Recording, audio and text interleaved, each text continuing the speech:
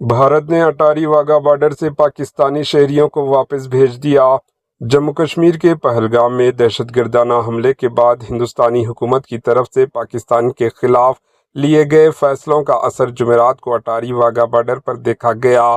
Visa لے کر بھارت آنے والے کسی پاکستانی شہری کو بھارت انڈیا میں داخل ہونے کی اجازت نہیں دی گئی۔ ساتھ ہی اس راستے سے گزرنے والے 42 پاکستانی شہریوں کو پوچھ گچھ کے بعد اٹاری بارڈر کے راستے واپس پاکستان بھیج دیا گیا۔ دونوں ممالک کی سرحدوں پر اٹاری بارڈر بھارت انڈیا کے دائرے اختیار میں آتا ہے، جبکہ واگا بارڈر پاکستان کے دائرے اختیار میں آتا ہے۔